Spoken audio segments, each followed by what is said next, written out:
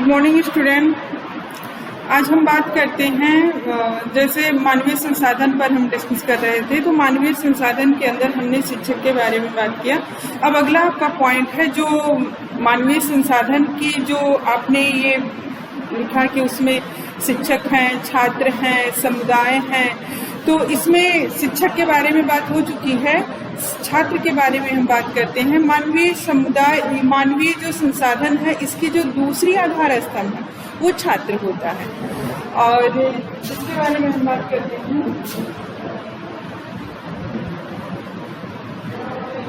छात्र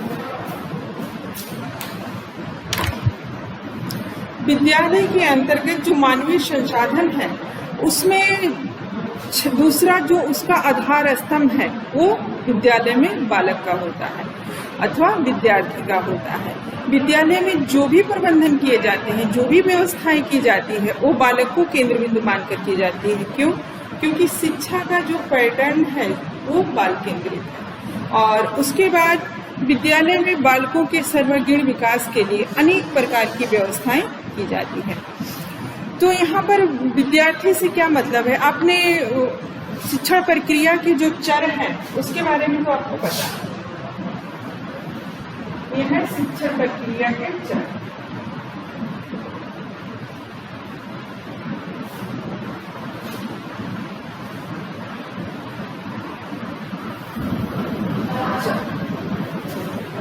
इसमें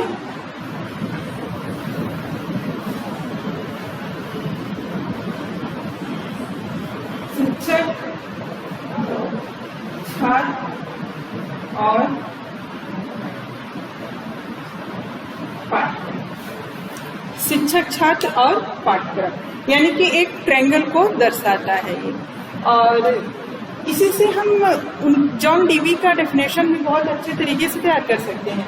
John Dewey ने शिक्षण को एक त्रिध्रुवीय प्रक्रिया माना है और उसके तीन ट्रायंगल बताए उन्होंने। पहला क्या है?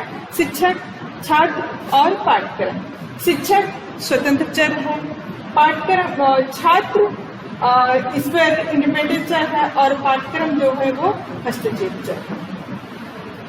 तो तीनों का आपस में को रिलेशन है, यानी कि यहाँ पर पाठ्यक्रम शिक्षक के माध्यम से छात्रों तक पहुँचता है।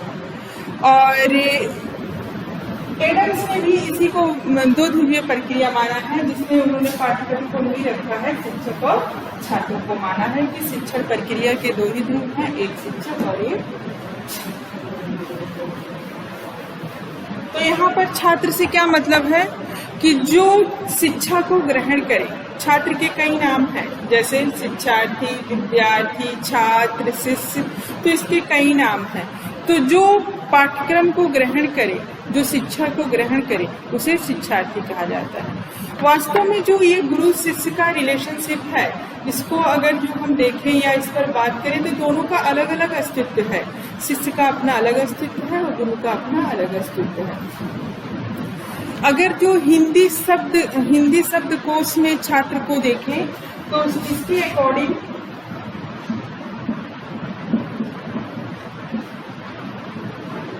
छात्र यानी कि जो गुरु के गुणों को ग्रहण करे वो छात्र होता है। जो गुरु के गुणों को ग्रहण करे वो छात्र कहलाता है। और यहाँ पर गुरु के गुणों को ग्रहण करने के साथ साथ उसकी रक्षा भी करे और अपने आप को शीलवान बनाए, उसको छात्र कहा जाता है। और ऐसा व्यक्ति छात्र कहलाने का हकदार है जो शीलवान भी हो और जिसके अंदर ग्रहण करने की क्षमता भी हो। और वैसे भी हम कह सकते हैं कि शिष्य गुरु के शासन में रहकर उनकी डांट, फटकार, क्रोध, आवेग आदि को सहन करते हुए गुरु की आज्ञा का पालन करे और उनके आशीर्वाद को ग्रहण करे, वही सच्चा शिष्य कहलाता है। हिंदी साहित्य में छात्र के अनेक शब्द या नाम हैं, जैसे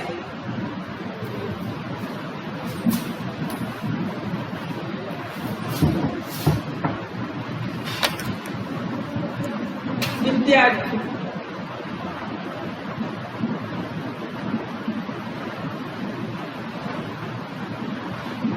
विद्यार्थी कौन है? विद्या को ग्रहण करने वाले को विद्यार्थी कहते हैं, या विद्या के व्यवसायी को विद्यार्थी कहते हैं। और अगला है छात्र। छात्र का अर्थ होता है गुरु के आदेशों को धारण करे, उसका पालन करे, उसकी रक्षा करे, वो छात्र कहलाता है।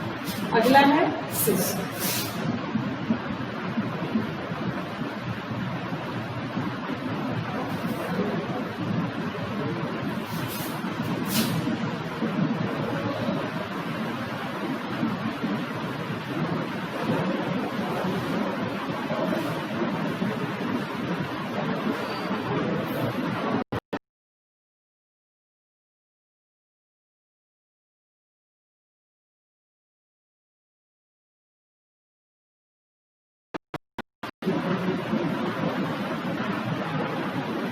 गुरु के आदेशों को मानने वाला, उसको ग्रहण करने वाला। या उसके बाद शिष्य। शिष्य का अर्थ होता है गुरु के द्वारा जो आज्ञा, आदेश, उपदेश और आशीर्वाद दे, जिसे गुरु आज्ञा, उपदेश, आदेश, आशीर्वाद दे और जिसे गुरु अपने में समाहित कर ले, उसको शिष्य कहा जाता है। भगवत गीता के अनुसार भी हम देख सकते हैं कि गुरु के शरण में जो पूर्णतः समर्पित हो जाए वो शिष्य कहलाता है, या गुरु को या आचार्य को जो सबसे अधिक प्रिय हो वो शिष्य कहलाता है।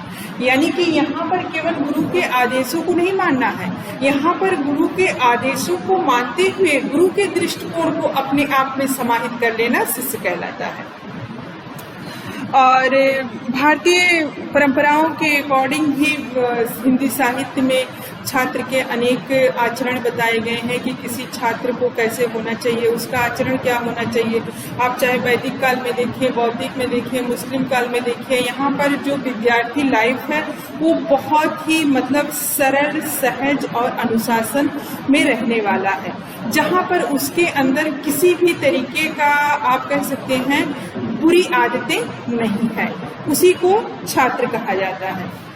तो यहाँ पर एक श्लोक है जो आप सभी लोगों ने सुना होगा कि काकचेष्टा बको ध्यानम स्वर्ण निद्रा तदेव च अल्पाहारी गृह त्यागी विद्यार्थी पंच लक्षण।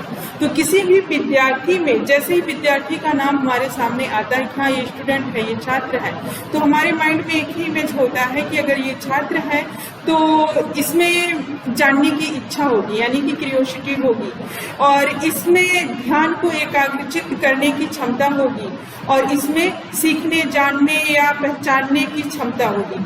तो ये सारी बातें या फिर इसका अपने इंद्रियों पर नियंत्रण होगा। ये सारी बातें ये का एक अचानक ही हर किसी के माइंड में होता है। तो यहाँ पर काकचेष्टा से क्या मतलब है कि काकचेष्टा से मतलब है कि जैसे कौवे की तरह प्रयास किया जाए, चेष्टा किया जाए।